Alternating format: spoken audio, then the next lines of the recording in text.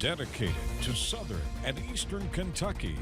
This is WYMT Mountain News at 5:30. Good evening, I'm Steve Hensley. And I'm Olivia Calfee. It's the final day before the veto recess and a lot is happening at the state capitol. But there are some bills we know won't be heading to the governor's desk. Jeremy Tom spoke with the ACLU of Kentucky about a couple of stalled bills that would have supported black Kentuckians. The Kentucky legislature's efforts to pass the Crown Act this year involved bipartisan support. Bills were filed in both chambers, and Senator Whitney Westerfield's Senate Bill 63 passed out of committee.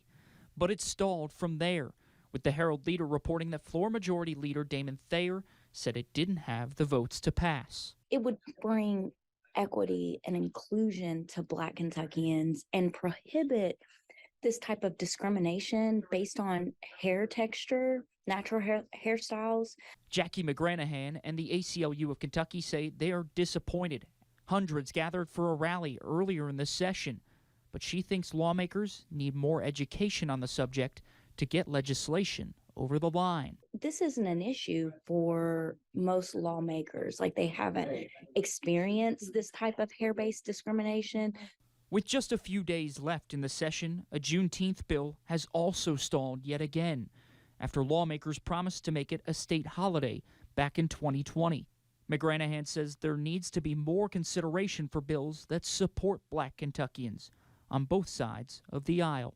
This has to be something that's continuing to come up in conversation, not just at times whenever there is something traumatic that happens. Jeremy Toms, WKYT. McGranahan says if you'd like to learn more about these issues, you can visit the ACLU of Kentucky's website. Now, we'll have much more about other legislation being debated as we speak, and a live report from Frankfort coming up at 6.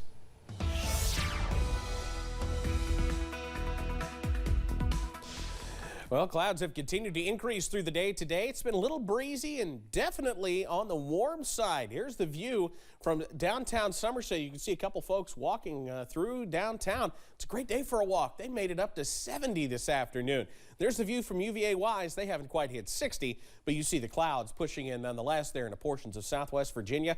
It did get mild today, didn't it? 65 Jackson, 66 Pikeville, 67 in Prestonsburg.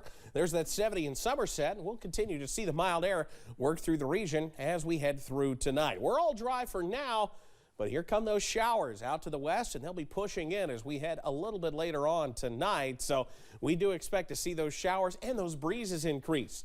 10-15 miles per hour, gusting to 25 at times as those lows stay mild, right around 50 or so for the nighttime tonight. Now, I'll have details on when that rain moves in, when it starts to move out, and if we keep the warm air around. That's all in a few minutes. Guys?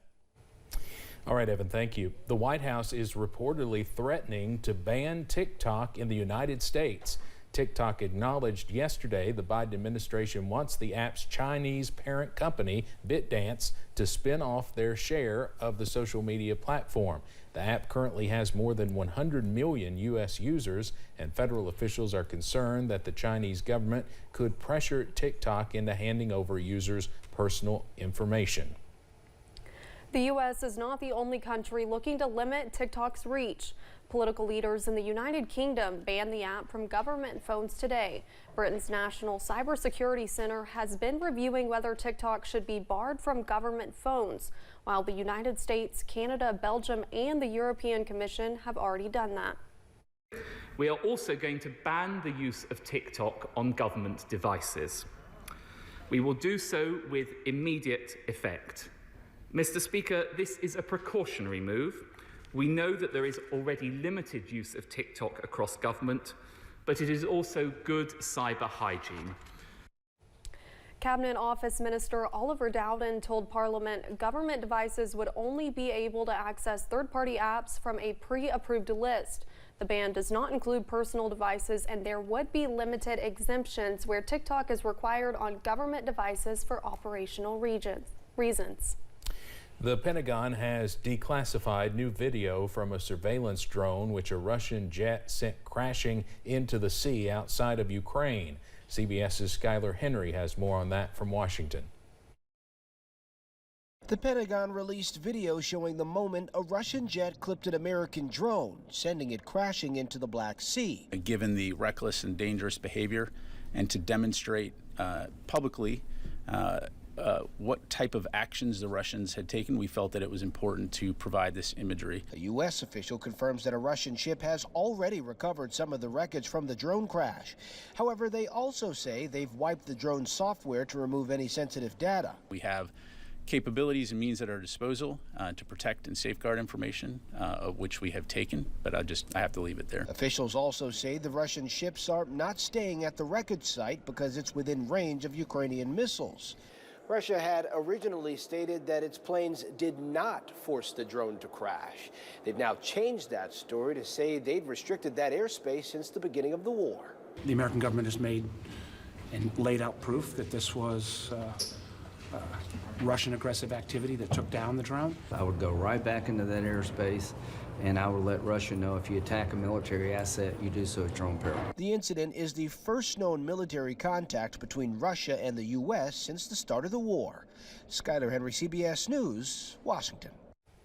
Secretary of Defense Lloyd Austin talked with his Russian counterpart about the incident Wednesday. It was their first communication in 5 months, showing just how seriously both sides are taking the incident. 2 acts that give the president authority to use military force in Iraq could soon be repealed. The Senate voted Thursday to advance a bill repealing 2 Iraq War Power Acts as lawmakers work to reassert their authority in military intervention abroad. The 68-27 vote was largely bipartisan. The authorizations in 1991 and 2002 for use of force gave the president authority to order military action in Iraq without approval from Congress. A final vote on the bill is expected early next week. Coming up on Mountain News at 5:30, there are signs power in the housing market could be shifting away from sellers. Advice on how to budget if you're one of millions of Americans looking to buy a home this year. Plus, showers back in the region as soon as later tonight. The very latest coming up after this. WYMT News app.